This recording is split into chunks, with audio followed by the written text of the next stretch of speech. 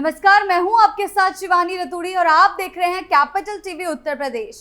योगी आदित्यनाथ के मुख्यमंत्री बनने से पहले उत्तर प्रदेश की तस्वीर कुछ और ही थी। अखिलेश यादव की सरकार में अवैध बुचड़खानों से लेकर भू माफिया, अवैध खनन तक एक लंबी फहरिस्त थी, जिन्हें या तो नजरअंदाज किया गया या परोक्ष संरक्षण मिला। प्रदेश के कई हिस्सों में जमीनों पर कब्जे, बगैर अनुमति के धार्मिक स्थल खड़े करना और कानून व्यवस्था से खुलेआम खिलवाड़, ये सब रोज रोज की आम बात हो गई थी। सोशल मीडिया पर भी अक्सर इन सब झड़पों में और सांप्रदायिक तनावों की तस्वीर सामने आती थी, जहां एक खास समुदाय के दबदबे के आरोप लगते थे।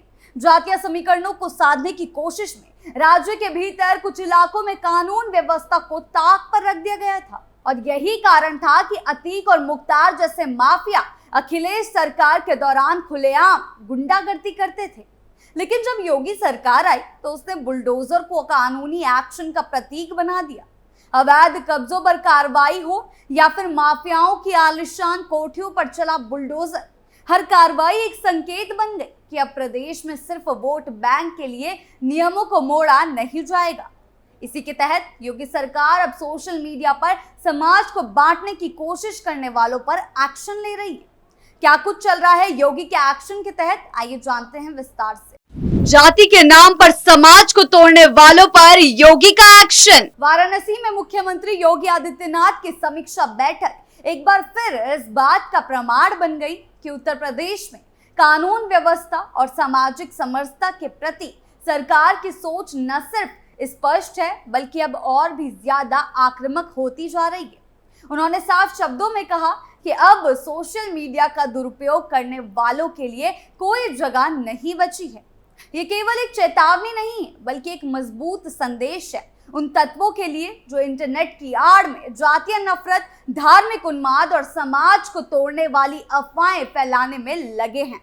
मुख्यमंत्री ने कहा कि सोशल मीडिया आज के युग में एक ऐसा शक्तिशाली माध्यम है, लेकिन इसकी शक्ति का दुरुपयोग कर समाज में जहर घोलने की कोशिश अब बिल्कुल भी बर्दाश्त नहीं की जाएगी। बैठक में अधिकारियों को निर्देश दिया गया कि सोशल मीडिया प्लेटफॉर्म्स पर चल रहे फेक अकाउंट और फर्जी नामों से चलाए जा रहे प्रचार प्रसार पर कड़ी निगरानी रखी जाए। उन्होंने कहा कि ऐसे व्यक्ति जो जाति या धर्म के नाम पर समाज में तनाव फैलाने की कोशिश करते हैं, वे न केवल सामाजिक सौहार्द बिगाड़ते हैं बल्कि प्रदेश की एकता और विकास की प्रक्रिया को भी बाधित करते हैं। मुख्यमंत्री ने लोकल इंटेलिजेंस यूनिट और पुलिस की साइबर विंग को और अधिक सुदृढ़ बनाने का आदेश दिया और कहा कि तकनीकी संसाधनों के साथ साथ जमीनी इनपुट के आधार पर ऐसे तत्वों की पहचान कर उनके खिलाफ साक्ष्य आधारित कानूनी कार्रवाई की जाए।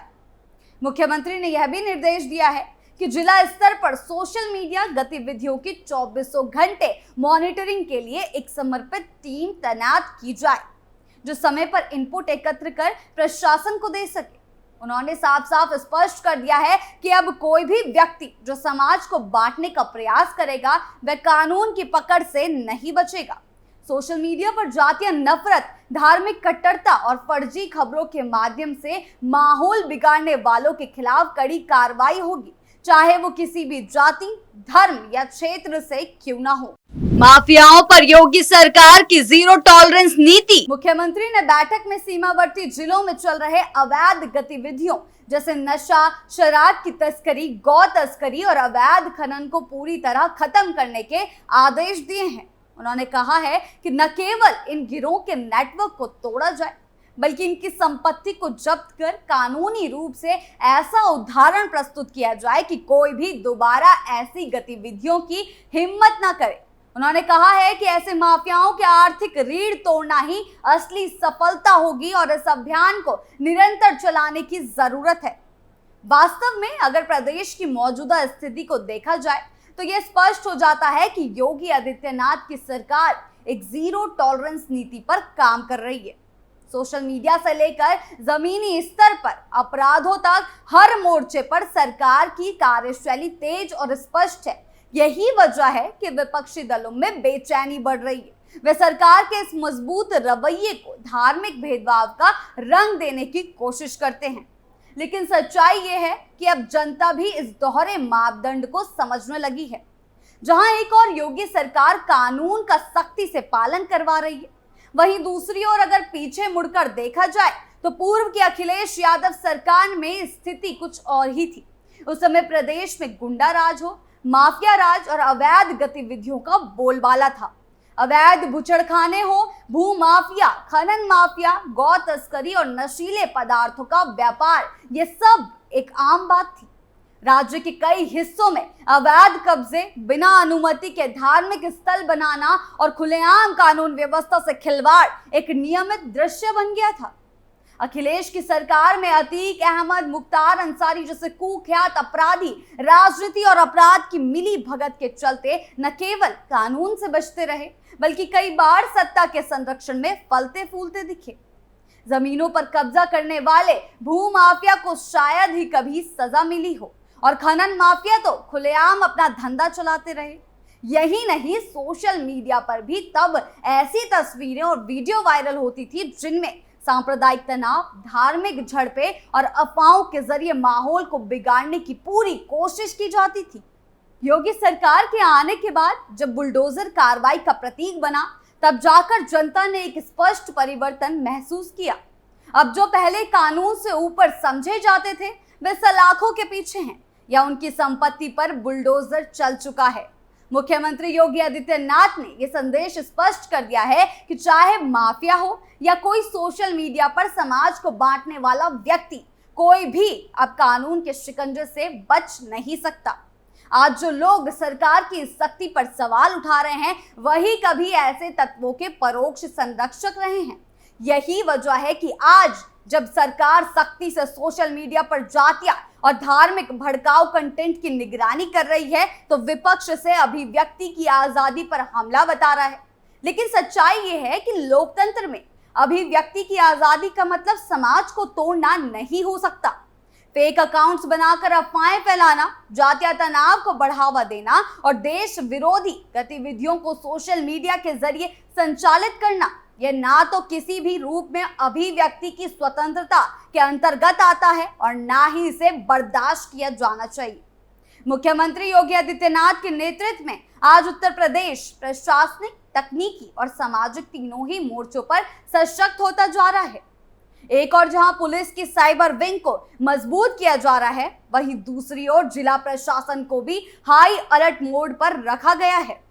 सामाजिक दृष्टिकोण से देखा जाए तो यह बदलाव केवल सरकारी नीतियों का हिस्सा नहीं, बल्कि समाज की सुरक्षा और एकता को सुनिश्चित करने की दिशा में भी एक बड़ी पहल है। जाति और धर्म के नाम पर लोगों को भड़काने वाले अब चाहे सोशल मीडिया पर हो या सड़क पर, उन पर निगरानी, पहचान और कार्रवाई की त्रिस्तरीय रणनीति अपनाई जा रही है। राज्य सरकार ने यह भी साफ कर दिया है कि अब कोई भी अवैध गतिविधि, चाहे वे सीमावर्ती जिलों में हो या किसी शहर के भीतर, बर्दाश्त नहीं की जाएगी। गौ तस्करी, नशीले पदार्थों की तस्करी, अवैध शराब के रूट, इन सभी पर सरकार का शिकंजा लगातार कस रहा है। न केवल कार्रवाई हो रही है, बल्कि आर्थिक दंड और संपत्ति जब्ती के माध्यम से अपराधियों की ताकत को तोड़ा जा रहा है। यही कारण है कि माफिया गिरोह अब राज्य छोड़ने पर मजबूर है या फिर आत्मसमर्पण कर रहे हैं। कुल मिलाकर योगी आदित्यनाथ सरकार की यह नई कार्यशैली उत्तर प्रदेश को एक सुरक्षित, समरस राज्य में बदलने की दिशा में एक निर्णायक कदम है। जो लोग कभी राजनीतिक संरक्षण में फल फूल रहे थे, वे आज कानून के डर से खामोश हैं। सोशल मीडिया की निगरानी से लेकर सीमावर्ती जिलों में अवैध गतिविधियों पर रोक, हर स्तर पर प्रशासन सख्त है। यह स्पष्ट है कि मुख्यमंत्री योगी आदित्यनाथ की सरकार ने कानून का राज केवल नारे तक सीमित नहीं रखा, बल्कि इसे जमीन पर उतारने का ठोस प्रयास किया है। सोशल मीडिया पर फैलाए जा रहे झूठ, नफरत और समाज को तोड़ने वाले कंटेंट के खिलाफ अब एक संगठित, सख्त और तकनीकी रूप से सक्षम प्रणाली तैयार की जा रही है। साथ ही माफियाओं, तस्करों और अपराधियों पर बुलडोजर नीति के जरिए यह साफ कर दिया गया है कि अपराध और अपराधियों के लिए उत्तर प्रदेश में अब कोई जगह नहीं है। आपको क्या लगता है, हमें कमेंट सेक्शन में जरूर बताएं। वीडियो अच्छी लगी हो तो लाइक, शेयर करें और चैनल को सब्सक्राइब करना ना भूलें। नमस्कार।